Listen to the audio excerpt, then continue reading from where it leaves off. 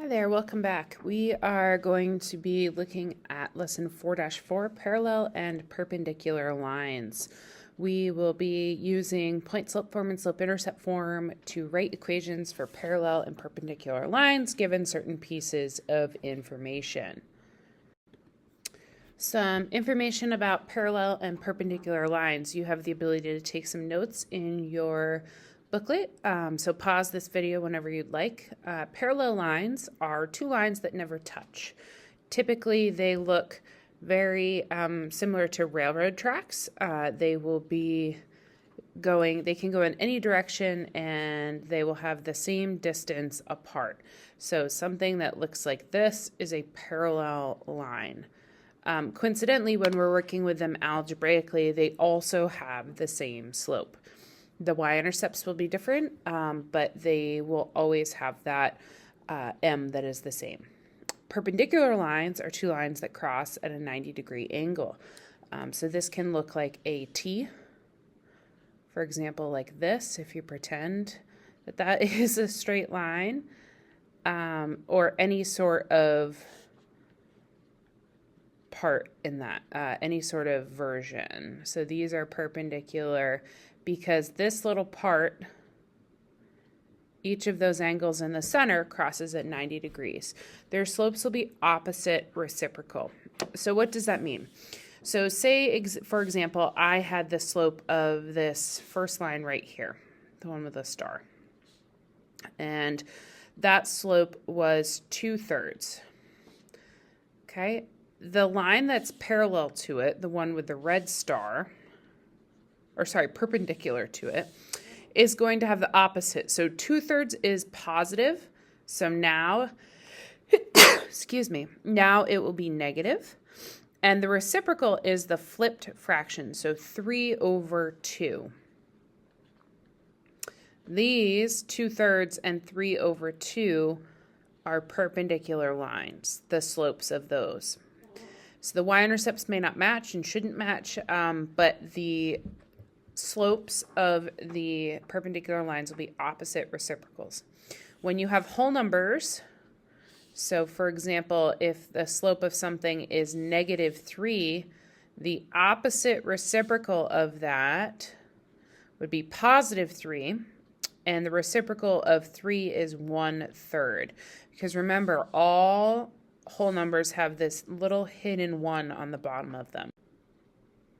Any whole number will have a numerator of 1 when you find its reciprocal. So filling in some more notes here, a line that is parallel to the x-axis, the one that lies flat, or any other horizontal line is going to be horizontal. Okay, so remember, they will never touch, and they have to be the same distance apart. So if you have a horizontal line, something that is parallel to it must also be horizontal. They must have a 0 slope and will be y equals something as the equation. There won't be a 0x. A line that is parallel to the y-axis or any other vertical line is vertical.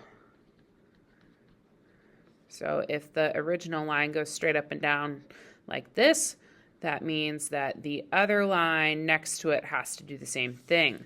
This is going to have an undefined slope. And your equation is going to be written as x equals something. Okay, so how do we use the information we know about a parallel line to write an equation in slope-intercept form that goes through a particular point and is parallel to an established line? So in this case, we want a equation in y equals mx plus b form that goes through this point of -3, 5, but the line also has to be parallel to y equals 2x minus 4. So the first thing we have to do is find the slope of the given equation. In this case, we want something that's parallel, so our slope is going to be 2. We have a point, -3 and 5. and our slope of being 2, we can now write an equation in slope-intercept form. So we substitute. We can use slope-intercept form or point-slope form. I prefer point-slope form, but I will show you both ways. So if we're using slope-intercept, we have x and y. So if you remember, 5 equals 2 times negative 3 plus b. And we're solving for b in this one. 5 equals negative 6 plus b. And then we add 6 to both sides. So b in our equation will be 11. So the last step would be to substitute this in and get y equals 2x plus 11. Like I said, I prefer point slope form, so if you were to do that, I will show you here in green what that looks like.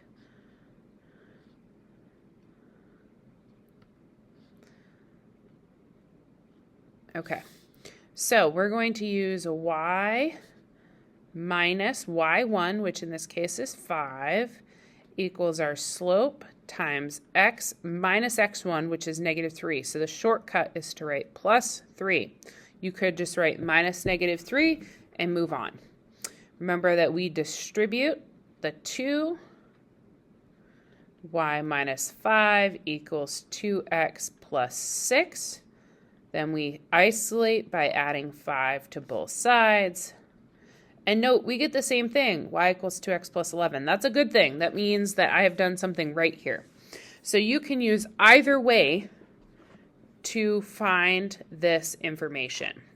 And what you're going to see here in a second is I'm going to show you on a graph what this would look like. Okay, so if you remember, our original equation was y equals 2x minus 4. So this is what it would look like on our coordinate plane. We have our equation of y equals 2x plus 11. And you can see here on my graph that the point that it goes through, negative 3, 5. So we can check our answer. These two look pretty darn parallel to me. And our line does indeed go through negative 3, 5. So you can use Desmos.com as a way to check your answer. This is a graphing calculator, and I'm happy to show you how to do this in class. Okay, so we can also use perpendicular information and write lines given a point and figuring out the slope. So the direction here, write the equation of a line that passes through negative 4, 6 and is perpendicular to the graph of 2x plus 3y equals 12.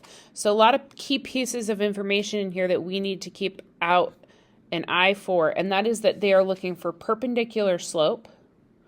So if you remember, perpendicular is opposite, reciprocal. Okay, and in order to find that, we need to find the slope-intercept form equation for what they gave us. So they gave us an equation in a different form, and we need to write it in slope-intercept form first. So to do this, we want y equals mx plus b, so we need to isolate the y. So we start with 2x plus 3y equals 12. I'm going to minus 2x from both sides. 3y equals negative 2x plus 12. I'm going to divide everything by 3 because I want to isolate that y. Notice how I kept my negative 2 and my 12 separate. The reason for that is so that I can simplify the 12. Y is going to equal negative 2/3 x plus 4. So the original equation, 2x plus 3y equals 12, written in slope-intercept form, is y equals negative 2/3 x plus 4. So from here, we can now write an equation of the line that passes through negative 4, 6 and is perpendicular to the one that we just found. So our perpendicular slope to negative 2/3, the opposite of it is going to be positive. The reciprocal of 2/3 is 3/2. So we are going to use 3/2 and the point -4, 6. I'm going to use point slope form to write my equation, and I'll show you here if you forgot how to handle the fractions.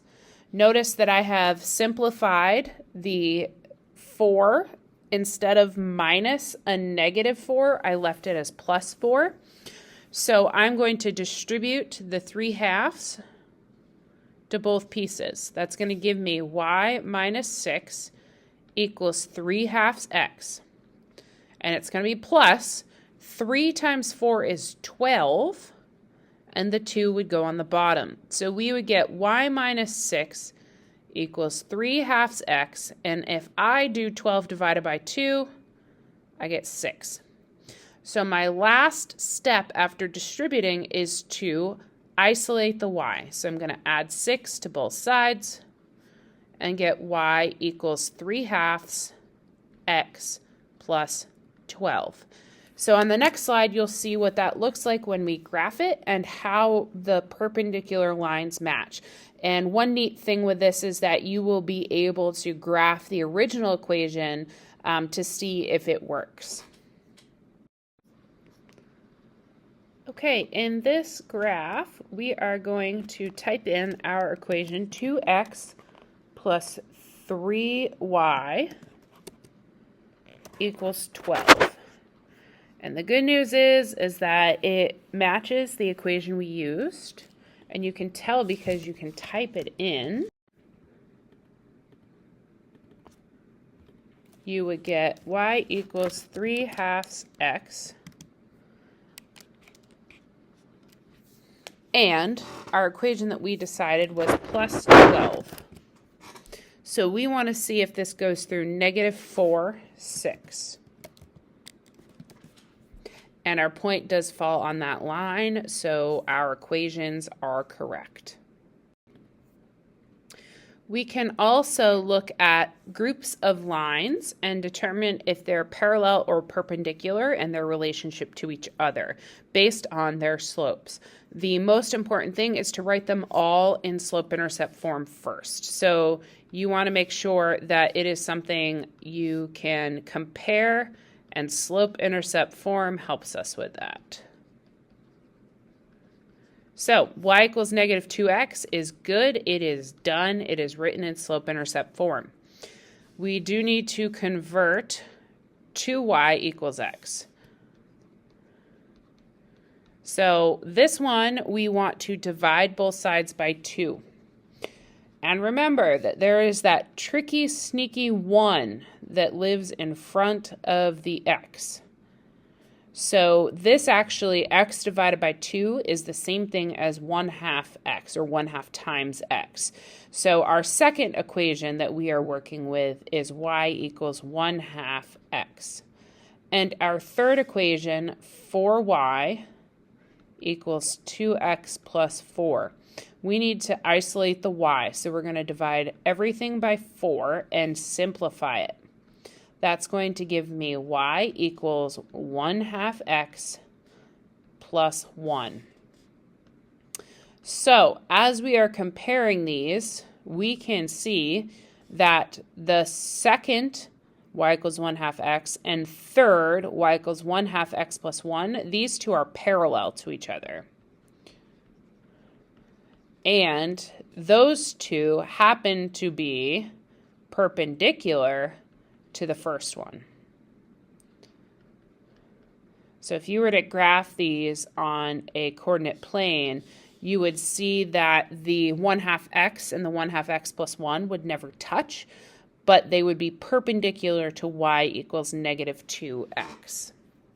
You're going to get the opportunity to try a bunch of these on your own. Remember that you can find parallel and perpendicular lines using slope-intercept form or point-slope form. It is whatever you are comfortable with. The most important thing to remember is what the different types of slopes are going to be.